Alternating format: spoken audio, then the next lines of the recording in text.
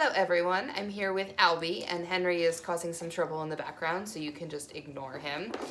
So today I wanted to focus on luring. So luring might sound easy, right? All we have to do is get our dog to follow the treat. So easy.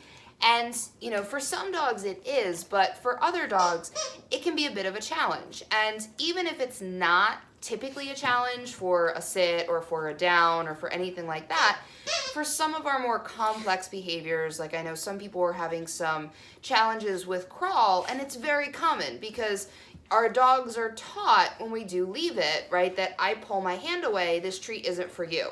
And so what some people can think, or what some dogs can think, excuse me, when I try to move my hand is they think that treat isn't for them, because we've essentially taught them that this means it's mine, right? So it can be a little bit tough. So I want to start off with just some exercises in luring and then show you how it can translate into some more complex behaviors like crawl or something else.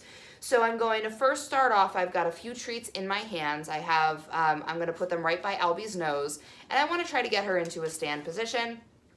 And all I'm going to do is expect her to follow these treats for about a step. So I move the hand away, yes, good girl. She moves with my hand, I mark and reward. And you can see she's very good at luring, as is Henry. He's decided to join us so I can show you. Yes, good job. They each follow, and you can see, right, they're not paying attention to each other's hands, they're not paying attention to me. All they're focusing on are the hands. So I move now about 2 steps away, right? So I move 1, 2, yes, good job. He gets a cookie, right? 1, 2, yes, good girl. Then I can try some more complex things. 1, 2, 3, yes, good girl, good. Then I can try 1, 2, 3, 4, yes, good job. And just gradually add some steps.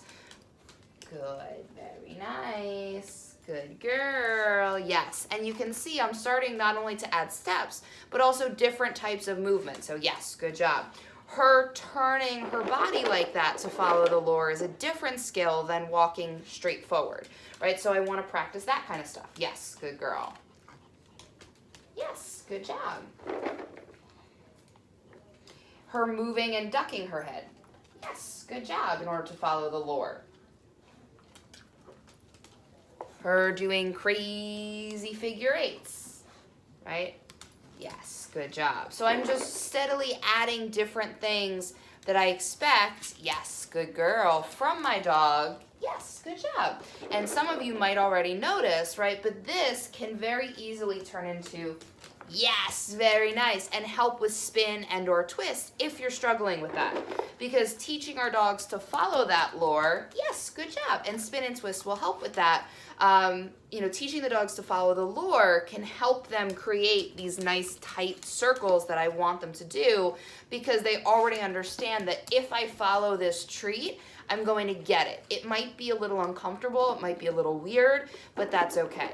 So what it's also going to do is it's going to help prevent frustration and prevent some behaviors like pawing excessively, or, you know, barking or chewing at my hand, because some dogs, right, and they're kind of nibbling, but some dogs, if they get frustrated, they get really sharky with their mouth. And I'm sure if you have one, you know what I'm talking about, where they just pinch with their nose, or I mean with their teeth. And so what I want to make sure I'm doing is preventing frustration. If at any point your dog seems frustrated, you want to make sure you're making it a bit easier, right? So if you have a hard time, you know, with a few steps, right, just keep working on this one little step. Yes, good job. Yes, good job. And again, you know, you can even just practice walking. I'll kind of still keep it so you guys can see, right? Just walk 1 step, then I walk another step, then I walk another step. So you can even just keep going in a straight line in order to make that behavior as easy as possible for your dog when you're first learning it. You know, for me, trying to keep her in view, it's a little bit, you know, more restricting in terms of the space I can give her. So once I get to that, right, teaching, you know, using luring now in a way that's going to help with our other behaviors like crawl is going to, so what I can do, just like before, it's going to be very similar, right? But you can kind of throw this in to some of your sessions. Henry's in the way. So if you're working on luring, right, you do some where you lure, yes, good job. You lure her a step to the side, yes, good girl. And then you lure her into a DOWN, yes, good girl. And then, while she's not really thinking about it, you just pull, yes, good girl. You pull that hand along, and she's going to be encouraged to follow it, right? You pull again. Oh, she laid down. She didn't, or she stood up. Yes, good girl. And it doesn't have to be really big movements. Okay. She's never done this before, so so for her, right, she's going to need a lot of kind of coaxing, which is fine. Most dogs do when they're first learning crawl, right? So just little, yes, good job. Teeny tiny movements. Yes, good girl. Very nice. Yes, good girl. And then after I do a few repetitions, I stand her up. And then I do, yes, good job. Some luring in other directions again. So I'm just throwing this into my luring session, right? And this is something that's fun and easy. Yes, good job. It looks like free treats, right? It really does. But if you think about it, right, if my dog is able to follow a lure and I'm strengthening that behavior, what I can then do is teach my dog to follow a lure past distractions. I can follow them, walk them past another dog, right? Albie, because she's reactive, I've done so much work with her on being lured past another dog and just following that treat, following that hand. Good girl, very nice.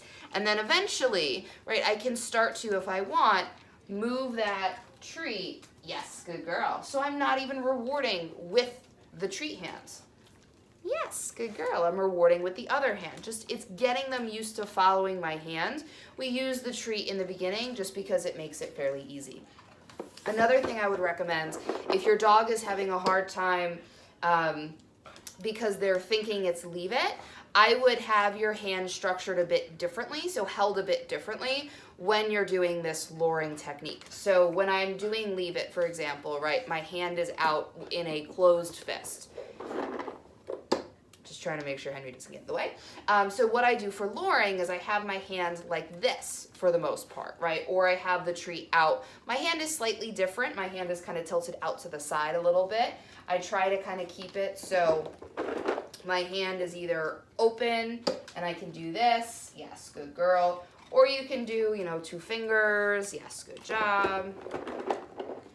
Right, so I do 2 fingers like that. Yes, good girl. Just so this way the dog has a bit more context.